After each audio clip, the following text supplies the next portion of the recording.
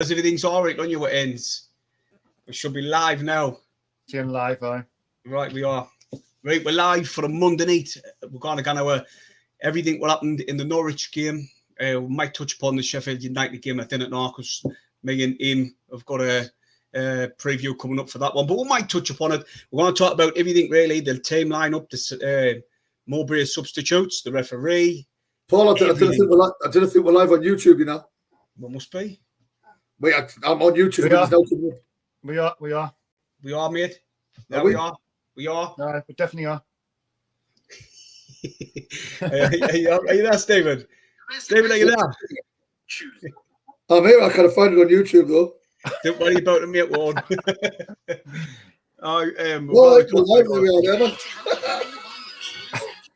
Turn it off. Hey, man, I'm a technological genius. Right, plus obviously we've got a guest on, Sean. Again, this time it's a hell of a lot better.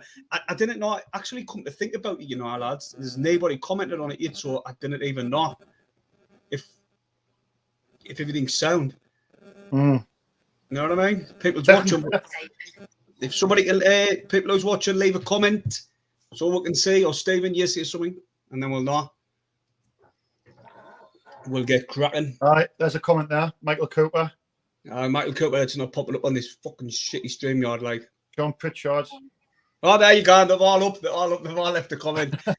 Cheers, Michael Cooper. Hey, look at the Stephen watches. Are you watching? Oh, I don't know if you can see. Look what we can do on this. Yeah. You get people's comment put up. It's good StreamYard, like Jazz. It's really good. It is. No, I think I'm going to use it. I might even get the better one, but yeah, it's all right, this one. And anyway, back onto the game. Right, I can guarantee, Sean, me and Stephen in agreements. You never saw that coming. What do you make of the game, mate? Well, when I first seen the starting lineup, I think it was in the WhatsApp group with some of the lads, and I was thinking, it's looking at the team. I was going, what's how many's Norwich going to win by? I was thinking, you know, it's going to be one of them. And I think I was looking on the comments on social media as well. Well, I'm only on Twitter, I'm on Facebook, but looking on there, everybody was saying, how many we're going to lose by? It's going to be a really bad defeat. But look at I think I'm watching your stream a little bit. I was jumping in and out with your stream, and I think the players deserve a lot of credit, because I mean, after that 5-1 defeat last week, you're thinking that the last 11 games is going to be a really, really long end of the season. But the players showed a lot of character, putting the bodies on the line, and it was hard to watch at times. But the players gave 110%, and I think that's what got over the line in the end. Was the commitment and the desire and the determination. I wasn't really impressed with Norwich, to be fair, but I think was that the case of we restricted them and we got on the faces and we made it hard for them. But I thought, Geldart, even though he got a lot of stick on social media, I thought he'd done well. He should have scored that chance, but he's passed through to Bar for the goal. Bar took his goal really well, didn't he? And it's funny, I was thinking that 1-0 up. I was thinking we needed another goal here, because I think they'll definitely score. But it was a brilliant performance, and a gritty. The players, I think I said on Twitter, were like warriors. The performance after that 5-1 defeat was excellent to play, I thought. Well, me and Stephen, we were talking about Geldart, and I'm glad we mentioned it in our little review we done after the game. That chance, funny enough, which you didn't really see on the stream, he got kicked from Heley behind, and it felt what Mowbray said in his press conference on his wrong foot. So you can let him off a little bit. Still should have scored. I know you mean. I seen that earlier on, Jazzy, on Twitter. From the behind view of the ball through him, I seen that just as I was leaving work today, and you've got a point there. Like it must have put him off a little bit, and it was his weaker side, so it's sort of that doesn't wash for me when you're a professional footballer. That does not wash for me. You shouldn't have a weak side when you won thousands of pounds a week. But no, I was saying yesterday, I was over the moon with his work rate and his overall performance of the game. Like I was saying yesterday, he'll be remembered for that miss of a lot of people, unfortunately. But me and Paul were both in agreement yesterday that we thought his work rate is closing down, and what he was bringing to the team yesterday was brilliant. And I was saying to someone at work today, and they were saying, "No, but he's not scoring." I think he's got 3 or 4 assists nearly since he come to us. So he's still involved in goal contributions. But because he's not the one breaking the net back of the net, there's far too many people giving him loads of shit. But for me, like the way we're saying, Stephen, his work rate, he got the assist as well for the actual Bars goal. His hold-up play was decent. His little lay-off as well. He spun off the defenders a few times, and I'm glad he did put a decent performance in. I just wish he did put that, obviously, the obvious chance away. But listen, nonetheless, the lads did, like Sean was saying, they showed team spirit. They ground that out. And the second half performance, we all knew Norwich were going to come at us. And Mowbray was saying the way they play, it suited Sunderland down to a T. Like, they kept the ball on the ground. They weren't going to lump it up top. They weren't like they were a bit similar to us, weren't they? Really, they weren't physical. I don't know if you've seen it. Tony Mowbray he's got picked as the Championship Manager of the Week. So yes, although we won 1-0, I think it was Mowbray's tactics. I think obviously, like you've just said, Paul, we were expecting those to come at us, especially in the second half. We knew they were dangerous and what they can create in the opposition's box, but we didn't allow them to do it. So I think Mowbray's getting a lot of credit for how he organised the team in the defence in the second half, and that's why he's been given. I know I'm not telling Manager of the Week, but he's been given a bit of a reward for that. You know what I mean? So he deserved it. Like Mowbray was getting, and just before we come on live, I put on Twitter Mowbray out, and I shared the Manager of the Week award. I was just taking the piss. I thought, I said Mowbray out. You know what I mean? You see them all the time, and you get them. A couple of every team throughout the season goes on a bad run, right? I said that to Stephen the other day. Burnley went on theirs early doors, right? They were near the bottom, and then they just obviously cracked on from there. Sunderland have just done theirs there. Well, I think we had 2 draws and 3 losses, and then we'll beat Norwich. So we've stopped the rot. Hopefully the lads can dig it on Tuesday night, which we are better away. But Wednesday, Paul. I think Mowbray deserves a lot of credit. Wednesday, Paul. Wednesday, all the time. Honestly, Sean, honestly, you've got no idea how hard it is me carrying him through life. It is, Sean. Right, I got on the chat with that. Just quickly pop a few up. I want an apology for being called stupid, saying Geldart isn't. I don't know what that isn't ready. Whoever says that to him should apologise. He said Geldart was ready, so people better start apologising to the lad.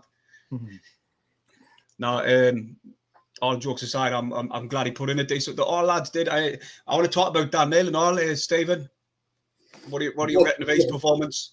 No, me and you. I mean, as you know, both of us love Dan Neil a bit. We do. He's one of our own, and he loves the channel. But he has, like I was saying yesterday, he knows himself. He's had 4 bad games in a row. I was wanting him to be rested. I'm not going to use the word drop, but I wanted him to be rested yesterday. But I'm out of the moon for him because he came on that pitch and he grafted his ass off, and there wasn't a lot got past him at the centre of the park, and I think he had a really, really good game. I did. Like me and Stephen were, like Stephen just says, he watches the channel religiously. He doesn't. We just have to piss. Like Stephen was saying here, you said it meant in your review, Stephen. I thought, like when you says he doesn't need us two nutbeds to tell him that he's had bad games, ignore his cell. He has been at fault for quite a few goals. The thing is, you know, in the Norwich game, I remember saying him, did that same mistake what cost us goals. He doesn't look over his shoulder before he turns. Just have a quick look, and he conceded possession.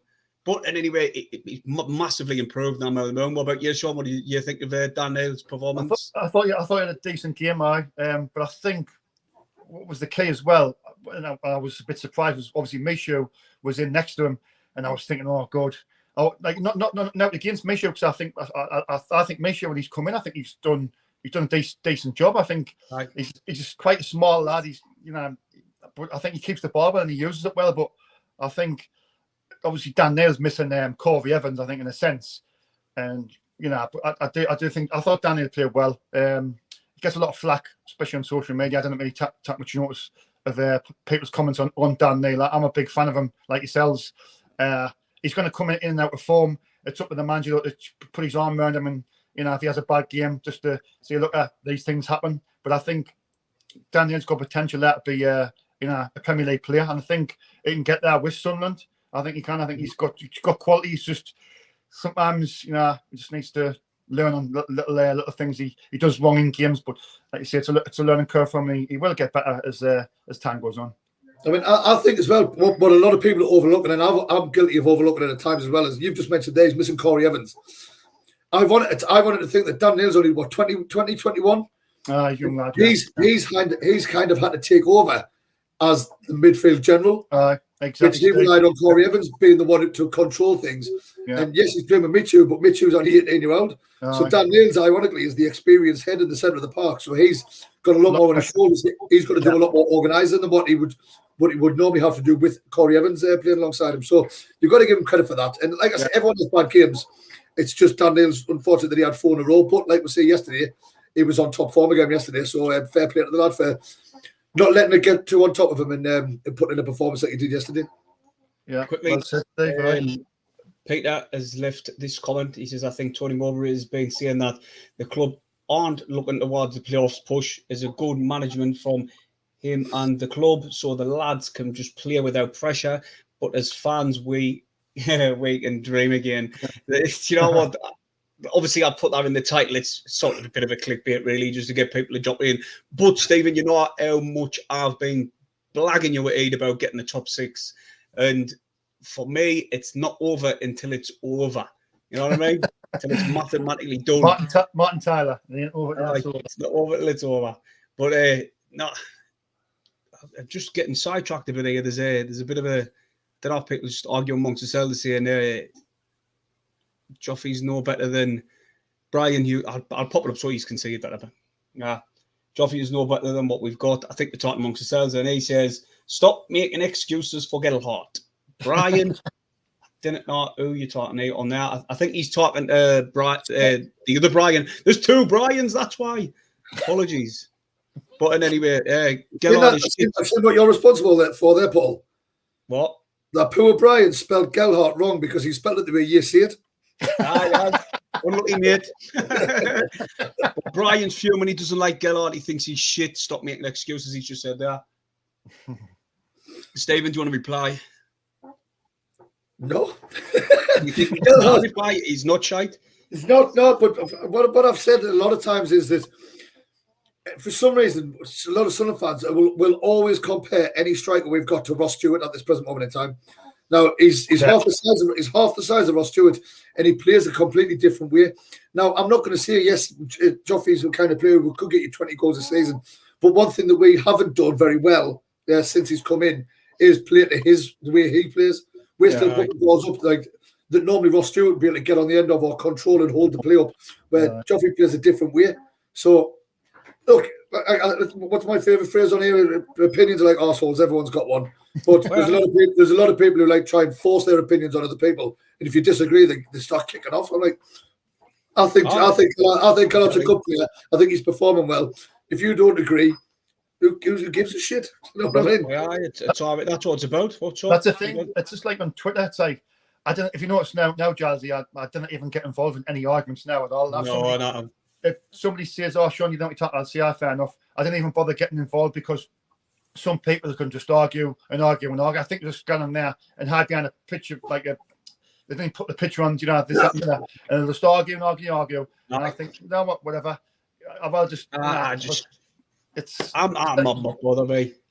I'll say what I want. I don't give a shit. You know what I mean? I don't care. If then again, I do respect other people's opinions, and if he thinks he's shite, he thinks he's shite. Simple as that.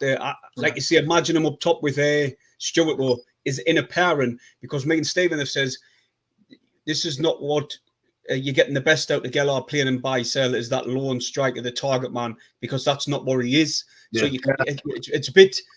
it's a bit harsh on the lad if you're going to be critical of him because we're not playing at his strengths, like me and Stephen says plenty of times before. But if you look down there, Paul, if you just look in the chat, Fresh has tuned in from the US of A. What he's just said in his comment there is pretty much spot on. Can you read it out, or can you not say it from there? It says Gelhardt has played 8 matches for us, and if you go back to like when we were 8 games into the season, where Ahmad, Barr, Clark, and Stewart and that were after 8 matches for Sunderland, Barr wasn't banging goal after goal in But Ahmad wasn't scoring every game in his first 8 games, 9 games. It took time to bed into the style of football, the way we played. And now look, I know Ahmad's having a bit of a dip as well, but if you look at what he's done since his first, say, 8 to 10 games for the club, I don't think anyone's whinging about the way Clark's playing or Bar's playing or Ahmad, you know what I mean? It's like you said, Stephen, before. If there's one little thing people can pick out and whinge about, they will, and that's what they do. We see it all the time, man. Absolutely. But anyway, I'll move on. I'll Sean, if you want, Luke 09. We'll start with him. Stephen, Stephen's met him numerous times. I think he's stalking him, to be honest. He's had that many pictures with him recently. He's becoming a bit of a shithouse. I've just seen one tweet. I love him. I absolutely love him. I think he is a superhero. Now, right, that's too I don't want to start any vicious rumours. Here, but I can tell you now, I've never seen Luke 09 and Batman in the same room. Oh, so I think, more like Robin. Oh, yeah. Give out Stephen Batman. No, but he's becoming a bit of a shithouse. I've just seen a tweet from I think he's a TikToker for Coventry or something. Bit of a helmet like. He's just put something on. He says he absolutely hates Luke 09. And in the comments, somebody said, "I bet you would love him in your team." And he was saying, "Didn't get as long. He seems like a lovely lad, but he's just kicks the shit out of everybody." And I've seen a little quick a video of Roker Report on Twitter of him elbow. Did you see him, Stephen? Elbow the ball off the stand. Aye. And then apparently he put his water bottle in place. And I thought he is becoming like a little wind-up shithouse of a footballer. He's one of those players. If you go back like the noughties, like there's players like Robbie Savage. I can't think of other ones on the top. Robbie Savage is the main one. He's a main one that everybody here, man. What's his name? Bullard. Jimmy Bullard. Who? He's a bit like him. Well, no, but I'm talking like Robbie Savage used to kick the shit out of people, and everybody hated him apart from the people who he played for. You know what I mean? So it's like you hate him and you hate to play against him, but you'd love him to play for you. What are you reckon, Sean? On 09? Do you know what? I'm a big fan of him. I mean, a lot of people were saying this season in the Championship he's going to be out of his depth and this, that, and the other. And I would use him as a squad player, but I tell you what, he's more than being a squad player this season. He's filling a centre back, he's filling a left back, midfield. I think he's played everywhere. I mean, when we had injuries at the back, I think we played a 3 at the back. He was tremendous. I love Luke 09. I think he's brilliant off the pitch. He's brilliant on the pitch. I know he got sent off, a couple of weeks ago but this is going to happen. I think he's a great person to be around the team as well. The fans love him, don't they? And everybody does. People think he's not gifted with not a gifted footballer, but I think he's becoming like a really important player because you've got an injury anywhere. Like you see a left back, you can slot in left back, you can slot in right back, you can slot in centre half, you can slot in centre midfielder, attacking midfielder, right wing. I think the only place he hasn't played really is up front. And that's the only position. I think he still do a job then as well. That's the only position he's actually asked to play, and he won't play him there. I love him, guys. I love him. I was just about to say, like, Sean, you're right. Like, what he's integral to not just the team, the dressing room as well, because of what type of character he is. I noticed the relationship he had with Rig when Rig was getting like a sniff in the cup, and Oldham kept going out to him, and he was like, Rig came out and said that he's like one of my best mates in the Sunderland team. Like he's very close to him. And talking about Luke 09, I'll quickly move on to Ballard and Bart. Luke 09 in the interview said that he's thankful to have Bart alongside him because he looks after us, and what a player he's been for us this season. Sean, what do you reckon about Ballard? And then I'll drop on to Stephen. Ballard, Bart, mate. Unbelievable. I was gonna come that early when I'm glad you mentioned Danny Batth. He's been absolutely brilliant, like an absolute rock at the back.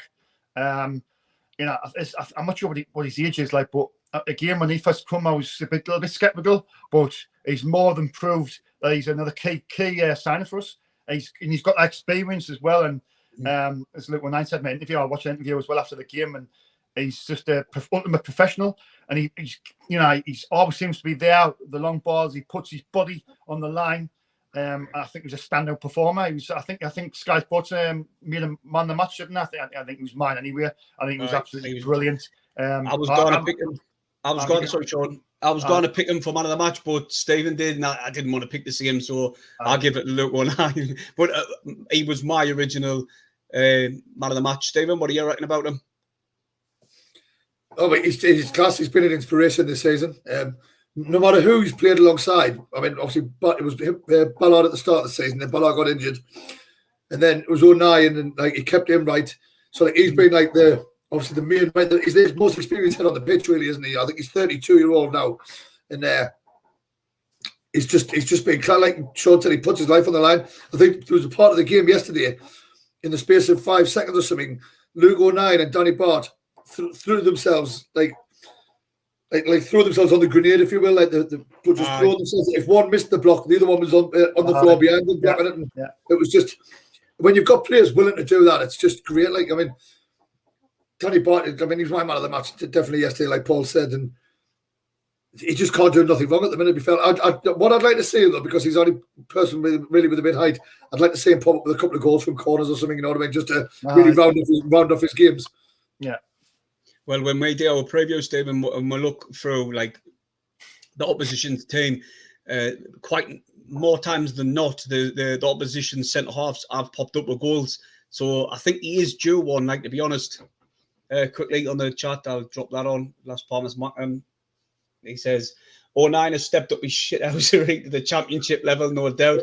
He could make it the Premiership doing the same. He could make it in the Premiership doing the same." Listen, like Sean was saying about his quality, people will question his abilities on the pitch. But like you say, we missed him on the pitch when we were having this bad run. And he's came back into the starting 11 and the bad, I'm not just saying it's down to him alone, but the bad run did stop. Moving on now to Bar, Stephen. For me, it was a bit of a blessing in disguise about Ahmad, and that sounds horrible, really. But Ahmad, we were saying that he should be dropped. There was loads rested, Paul, games. What?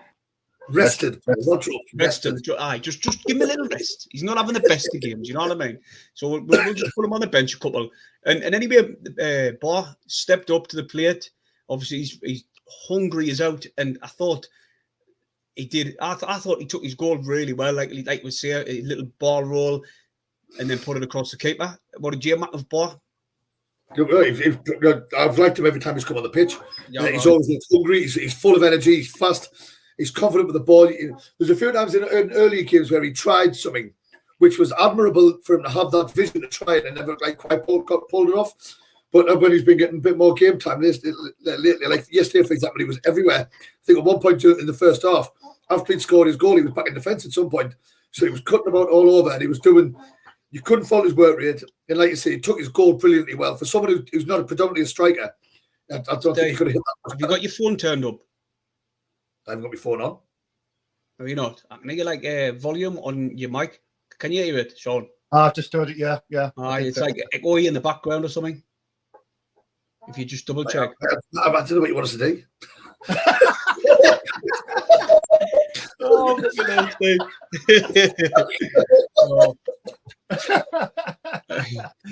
Aye, buddy, yeah. It doesn't anyway, matter. Bar's great. No, Bar's mint. Sean. Aye, Bar, I think he showed glimpses of quality, hasn't he? Like, to be fair, he hasn't really gotten a good run in the squad, but obviously injuries is probably, let's be honest, maybe he's getting him into the team. And Ahmed, I think, as you just said earlier on, Jazzy, I think Ahmed, it's been a little bit off it, hasn't he? Like lately, the sharpness hasn't been there. But Bar, I thought he took his goal really well. I think the keeper, though, watching the goal back, I think the keeper was really badly positioned for the goal. I don't know if you watched the replay back. I think he put it in the bottom corner, but I think the keeper was a bit questionable. But I'm not complaining. It was he scored the goal, and I think his overall game. I think he had a good game. Right. I obviously he's like say coming for a man. He's done well. Robert Steven, near the end of the game, he did look really leggy, and we mentioned it on the stream, but he ran his socks off. Like all the lads put in the shift, but for me, throughout this bad period, I've always said that Roberts, he doesn't look like he's having a bad game, even when the rest of the team maybe are. What do you Matt Roberts? Mini Messi. Yeah, well, he's another player that we love as well. He's one of my Littleton's favourite players. Just whenever he gets the ball, he's always capable of just producing that bit of magic. He skips through players as if they're not there. And like I say, you just said it there, when the team haven't been playing well in the last few games, he's been a bit of a bright spark. It's just a shame nobody else was still thinking on his level in certain games. You know what I mean? But no, Roberts, yeah, he looks a bit leggy, but I think if you look at how long he's playing, I think this season with Sunderland is the most he's ever played in a season in his professional career. So, I mean, granted, he's getting paid enough money, so he shouldn't be getting tired. But if you're going to get tired, you can see why, because of the amount of running, the amount of craft he's putting in. So, fair play to him, and he's a joy to watch at times. He really is. And Sean, I think Roberts, you can see he's got genuine quality, hasn't he? I was a little bit frustrated at times. Was during the game, it was just when he was trying to do too much a little bit. I just, I think, just release it. And he's got 3 players around him. He's trying to take them all on. I just get a bit frustrated sometimes with him. But he has got that quality, man. Like Steve said, he's got the quality and he can get a goal from nowhere.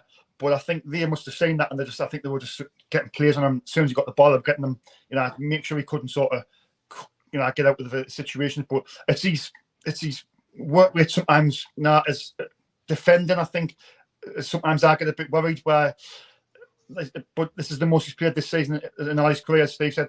I think it's just his defensive side of the game. I think it's just maybe he needs to improve, but he's got quality, and going forward, and he's.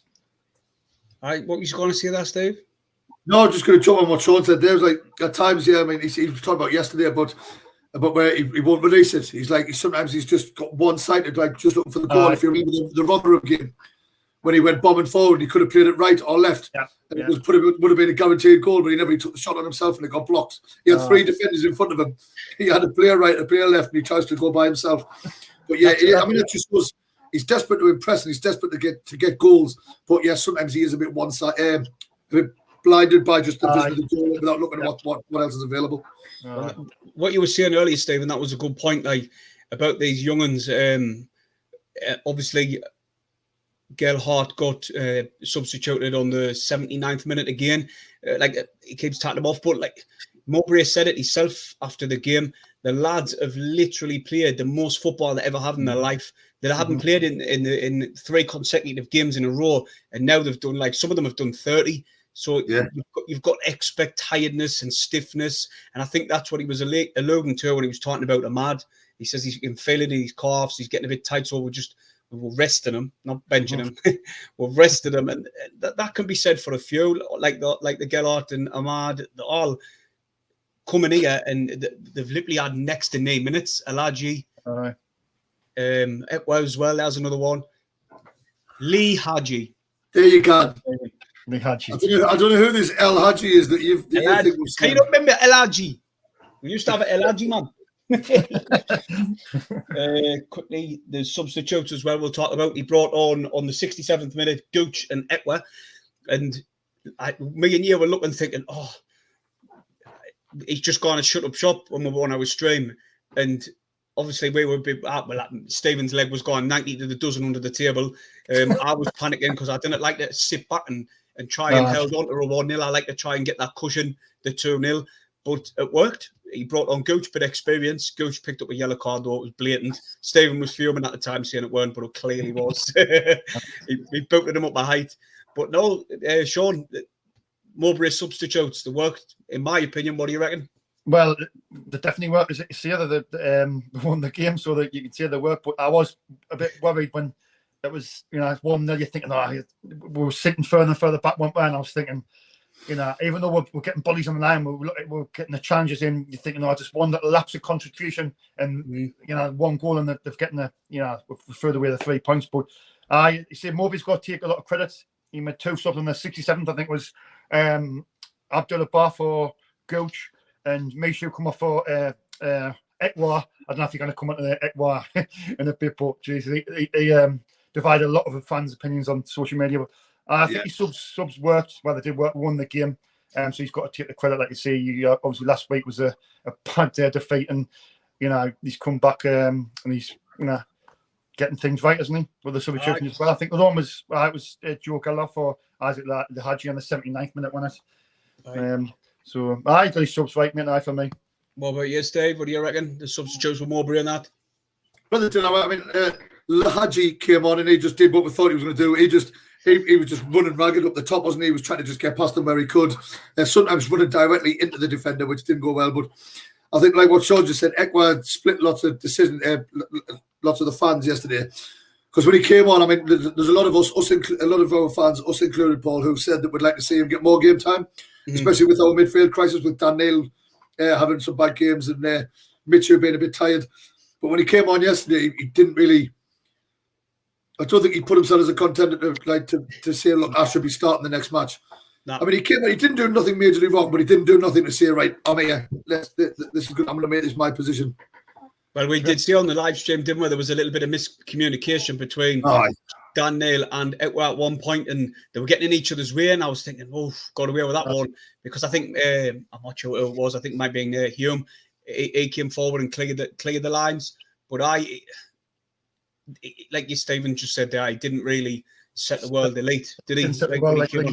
Very little time to do so. What was it? It was only 10 minutes or so, wasn't it? Can you remember Jazzy? The bit where he took a bad touch in midfield. His touch was that bad. It fell through one of their players, and he had actually had one of their players, took a yellow for the team. And I was like, oh God, it's always a bad sign when your second touch is a tackle. Right. I'll just drop on the chat there. Terry Warder. Steve, can you read that now from there? Clark should have rammed his chance in with his left foot, so he's another one that needs to practice with his other foot. We've touched upon that, really. It was dropped to his wrong foot. He got fell from behind. Could have been a penalty if he went down. But that referee probably wouldn't have given it. That taxes onto the ref. Stephen, I know you didn't like talking about these, but we're going to anyway. At first, we were looking and watching this ref and we were going, oh, fuck's sake, he's another one of these referees. You know, it was just that fell on, what was his, the non-fell, the ghost fell on Aaron's when he dives. And he give it the other way, and I was thinking, oh, what's he doing? And then it was another one straight after, and I looked at, I went, it's going to be one of these refs again on it. But he sort of improved after that. And then come the back end of the game, he just lost his way, and he was giving out cards left, right, and centre. There was a few just deserved ones, like Gooch's and probably Bart, you would say. Bart wasn't even a freaking free kick, no matter the yellow card. He played the ball. No, it was won the ball. Bart played the ball first, 100%. But Stephen, what do you reckon the ref on the day? Well, you've just said it there, woman. At the start, we were thinking, "Oh, fucking hell, he would go again." But then he let the game flow, and it was all right. He wasn't, but he was doing it for both teams, so he wasn't favouring one, which is what we've seen so many times this season. But then towards the last 25 minutes or something, he just got card happy, and he was just going bizarre with his whistle. But I mean, that one where Aaron's fell out out. I mean, I don't understand why the referee gave it, because of the angle he was at. But when you see the replays, which obviously referees don't have the chance to in the Championship, it was pathetic. If I was the freaking Norwich manager, I'd be bitch slapping them all out with the dressing room for doing that. Like, Sean, what about you? I think it just epitomises all the referees we've seen this season, really. And that foul I watched back on Twitter. Was it where the player tripped himself up and he gave a free kick? There was no contact from the Sunderland player. I forget which Sunderland player it was. It was a Clark. I can't remember now exactly. You? Was it? No, it was Clark. It was Clark, Steve. Clark, and we're talking about a different incident here. No, the ghost tackle. There was like the player. There was no contact from the players at all. Their player tripped himself up and went out when they were free. Give a free kick. Do you know what I mean? And then there's the challenge. Obviously, we've got the joy of seeing the replays, but the Danny Bat challenge, even Danny Bat straight away, it was a proper clash challenge. You know, got the ball. And the says, I've got the ball straight away, pointing at me, I've got the ball. Yeah. I was thinking, I'm going to see the replay. I'm seeing the replay. I went, mate, you got the ball there. You know what I mean? That's what you said, Steve. Unbelievable. But it's these referees, they're a joke. Like, but thankfully, you know, sometimes referees have cost us in games. Thankfully, yesterday that wasn't the case. Like, but referees are not great in this division. They thought you thought in League One would escape the mediocre referees, wouldn't you? But it still seems to be the same in the Championship. No, we brought them with us. No, do you know what? I said to Stephen, when did I tell you? Say it? Well, I don't know when it was, but I was saying, God, these Championship officials are just as bad as the League One ones were. But to be honest, the past couple of games we've had some bad ones. The one against Norwich wasn't as bad as. Some of his decisions was farcical. Like Stephen says, the foul where he got the ball, like Bart got the ball, and somebody's just left a comment there and said, "Where was it?" Because I didn't want to. I'm fair. I would say I think it is. Says wasn't great, but do you think he missed a Norwich penalty when 09 pushed there forward? No. Do you say no? I'm just saying no because I won't have a bad word said about my Luke. Well, what if it weren't Luke 09? Was it a foul, Stephen? I don't know. Oh, be fair. Did the referee blow his whistle? No, piss off. Did the no, referee it was the fucking foul. Oh, wait. You know me, I never argue with the ref. No, it was. Do you know what? To be honest, I know a lot of people were ranting and raving about him, but for me, the ones we've had previously weren't a patch on him. Like, I thought he was much better. He was improved to what we've had, but he was still off his tits. He was still that. You know what I mean? You look like he left 7 at 7 in the morning and then we're headed his way into the Norwich game. Fucking telling me. Quickly, somebody from a different team. We'll just quickly, where has it gone? Oh, where's it gone? That gives a clue. He said, what's your thoughts on... Yeah, he said that. What's your thoughts on Gukaresh? I think he's a Premier League player, mate. I really do. I think he could cut it in the Premier League. He's tall, physical, good player. He got, 15 goals or something, Stephen? 15, 7 assists, something daft like that. Oh, he's a hell of a player. There's no question about it.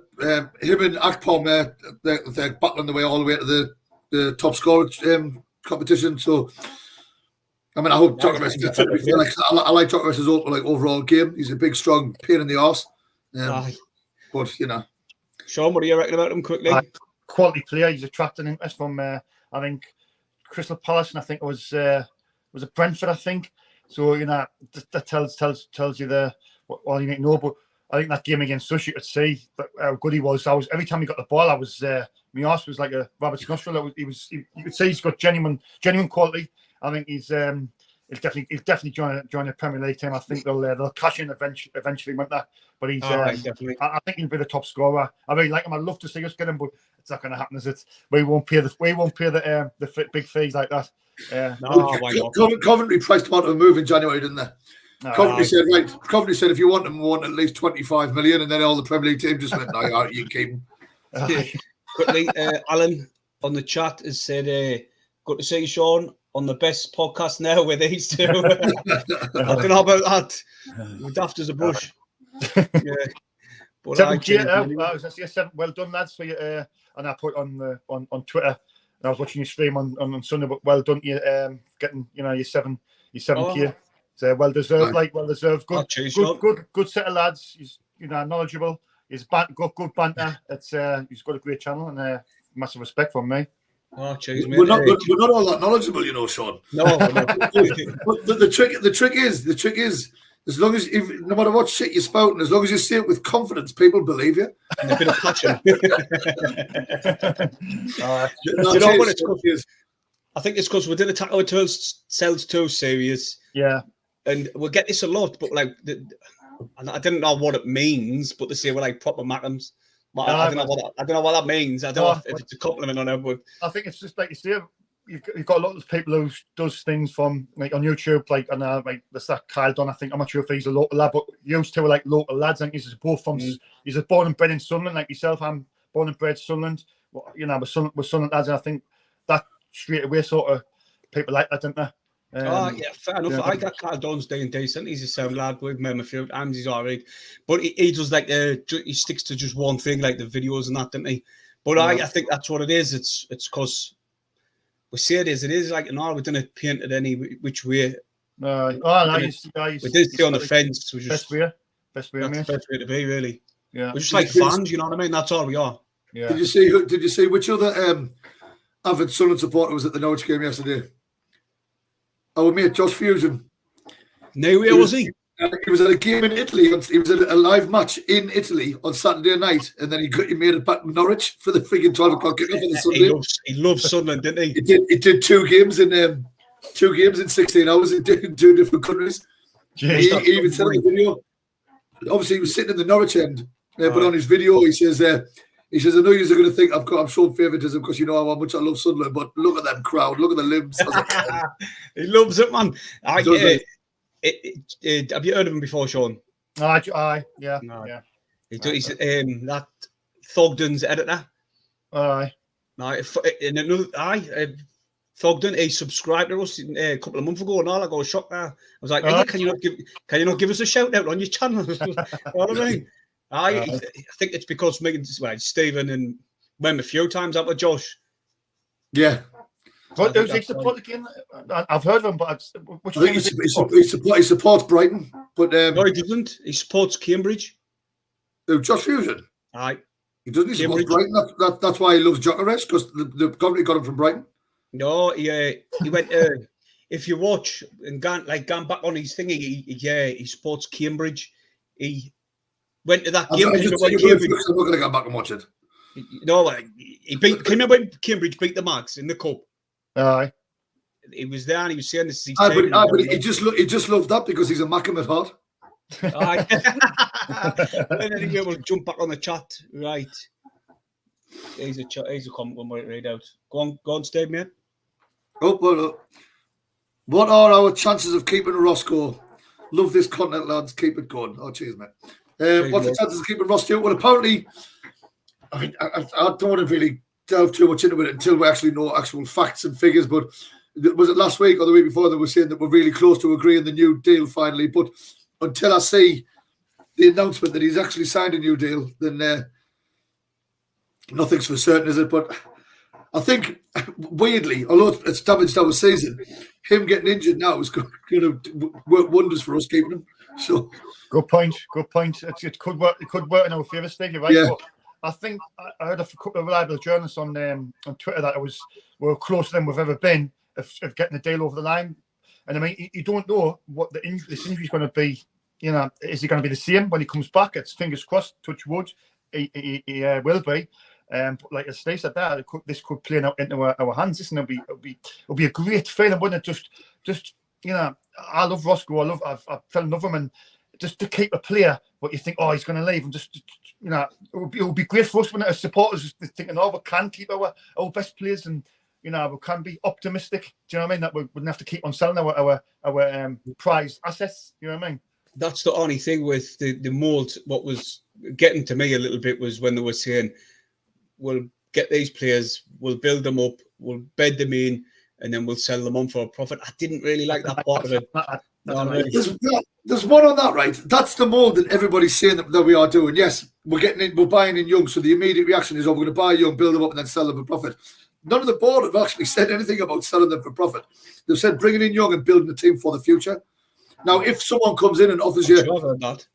They haven't actually said they're going to sell them, but obviously they're not daft. If like, say, if we buy someone for $1 million, and then 2 seasons later, someone comes in with a £15 million offer, you're obviously going to snap the hands off. You know what I mean? So this mould, that is one way you could go about it to build up your financial status, if you will. But the main focus of this mould is buying young to prepare for the future, rather than buying old and then having to worry about replacing them.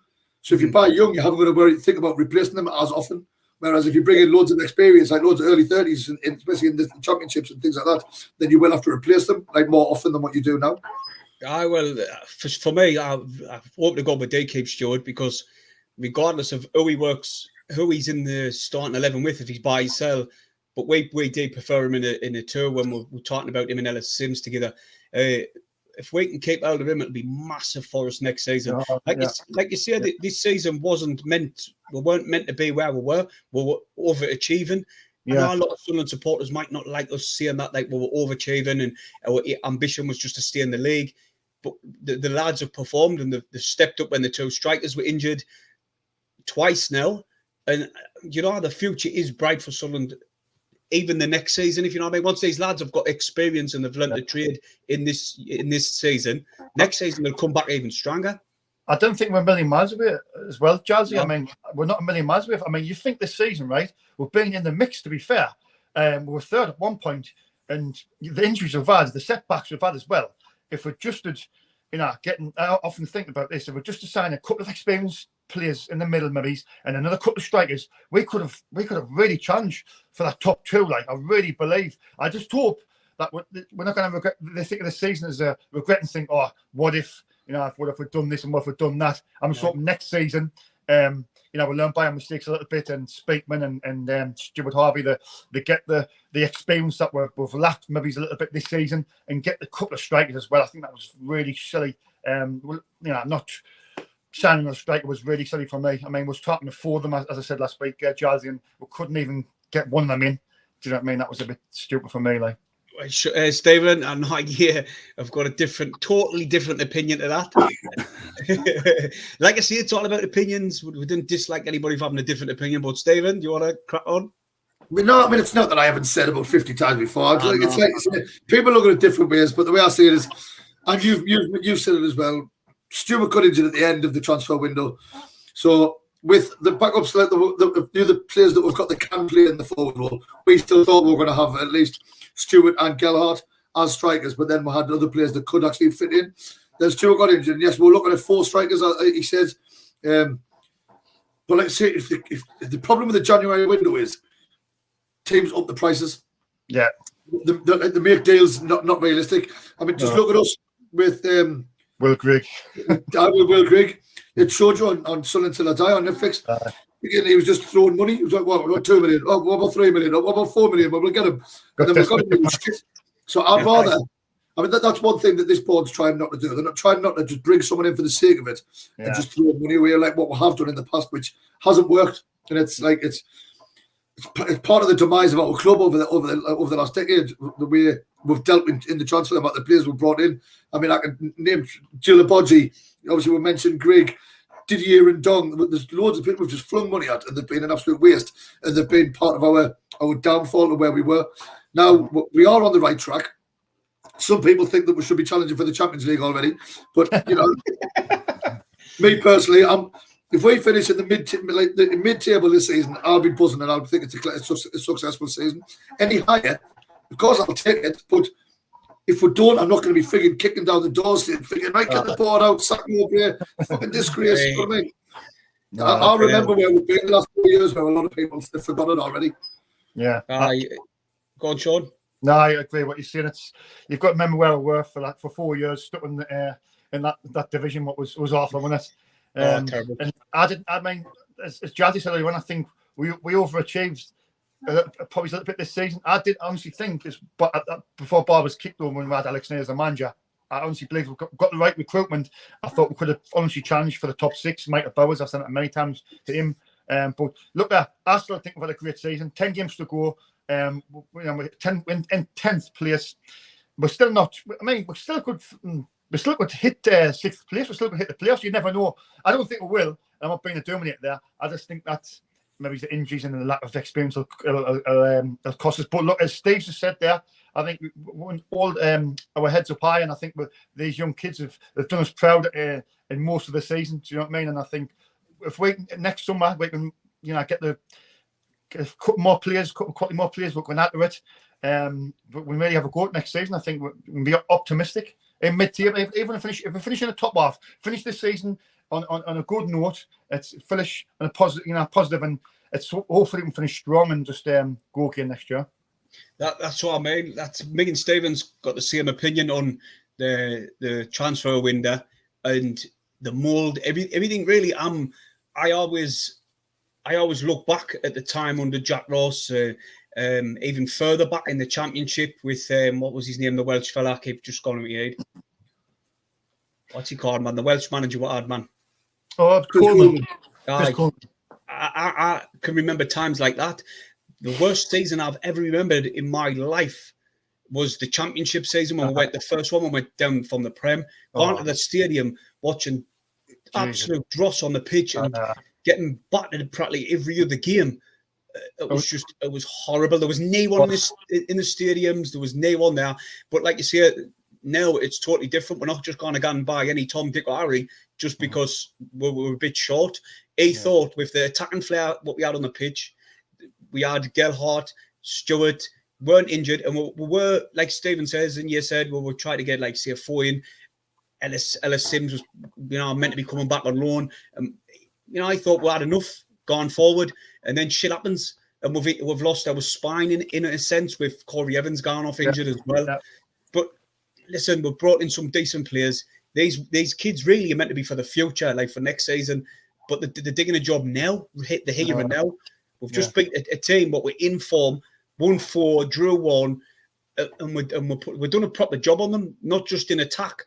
In the first half, in defence, they couldn't break us down. So, like you've just said there, Sean, end the season on a positive note, and then we can crack on when Stewart's fit again. And like you say, make sure we've got plenty cover in case there's any injuries. Last promise, Mackham's just said in the chat there, like it's Tony Mowbray who said it. He says the next season, the young ones we've got, they're going to be different players. So we look at how over the moon we are with how the young ones have performed so far this season, and how well they've gelled. The way they're playing, it's a joy to watch. Like Barn 19 scored his goal yesterday. Mitchell's doing the job. Hopefully we'll sign him in the summer. Ahmad's doing his job. I know he's only on loan, but even like Cirque and Hume, they're all young lads. Next season, imagine how much better they're going to be after having a one full season behind them of playing together and gelling and figuring each other out, because they're learning more about each other every week. You know what I mean? And I think next season is going to be a really positive thing to look forward to.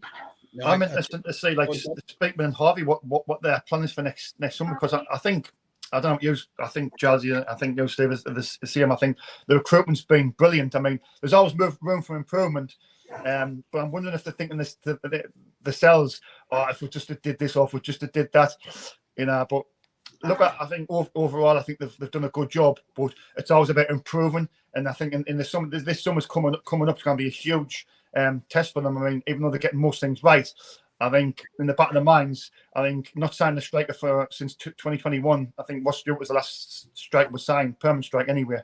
I think they need to address these little things. And I mean, next season, if we can get a couple of quality players, a couple of strikers, I think will really transfer the top 6 like next year. I really think we can. Right, quickly back in the chat just for a bit of a laugh. We actually did sign Max Thompson from Burnley.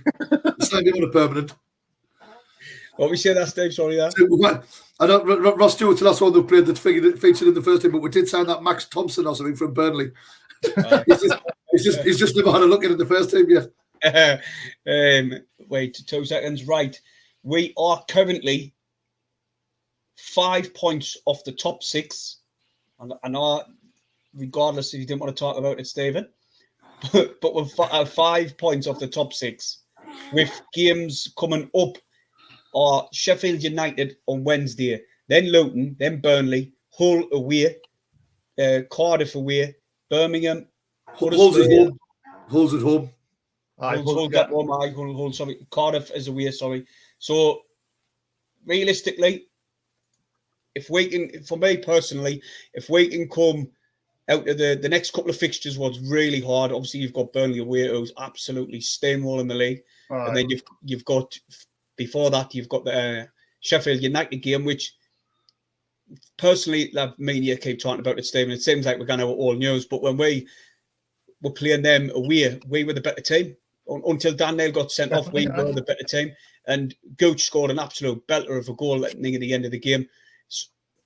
So it's going to be a good test. It'll be a hard test, like you say, where you're better away. But Tuesday night, Wednesday night, man. Wednesday night, Stephen. What do you reckon? Quickly touch upon this game. No, I reckon. I'm hoping, right, that they're going to have one eye on the FA Cup quarter final on Saturday. So it's going to be a tough game. We know it is. I still reckon it's a night game, so I think there'll be about 38,000 there. If we can get behind the lads and try and push them on. The lads should be on a bit of a high after that performance yesterday, and so they should be. But listen, I didn't think we were going to get out yesterday, and we did. So it's going to be interesting to see how we play on Wednesday night. But Look, I know you're going to ask us in a bit, so I'll answer it now. Top 6, can we? Yes. Will we? No. Look, you couldn't keep the faith against Norwich. I kept the faith. Don't mention that. You know, I'll start singing it. Well, no, the faith, the red and white faith, no surrender, never say die. Oh my God. Hey, I had our fucking life down Wembley singing that. All the way down and all the way back. Sean, Wednesday, mate, what do you reckon? I was thinking about this today at work. Do you know what? I don't think Sheffield. I mean, and that league tables don't lie. I mean, I think the second, they're still not automatics. But you know, watching them lately, I watched them against Millwall. Wasn't really impressed. It was a Blackburn. I think Blackburn was the third game ago. I think it was, and obviously they lost on Saturday against Luton, didn't they? But do you know what? Them again are a physical type of team, and I think that's the teams we sort of sometimes struggle against. But we are at home, you know. We've just, you know, beat Norwich away, so we should be on a high. I don't know if this is a bit negative, but would you take a draw Wednesday? Me personally, do you know what I did say at the stadium on the stream? I'll take a draw on Wednesday just because we beat Norwich. But I don't know. I think they could dig it again. I didn't say why not. Norwich are a bit the away form. I think it's the away form. I've got it up in front of us here. The away form, they're down in 14th. I tell you what, they are consistent of win, loss, win, loss, win, loss, win. The last 5. I don't know about the last 10. But we all know ourselves, though. If you're a team and you're on a bad run of form, the team that you want to play is Sunderland. We're normally that team. It's like if a striker hasn't scored a goal for 3 seasons, he'll play against Sunderland and bang a hat-trick. You know what I mean? It's like, oh, we haven't won a game. We're having a dip in form. Who've we got next? Sunderland. Here we go. Aye, well, do you know what though? This like you said, the win, loss, win, loss, win. So I wouldn't say it's so much a bad run of form, but they might want to be wrong or right and getting beat off Luton and try and obviously turn us over. They've got some really good players, absolute top drawers. Got Ollie McBurney. I think he's a handful. Aye, quality player. Yeah. Obviously, Sharp as well. He seems he's been there forever now. Aaron's Bettman, aye.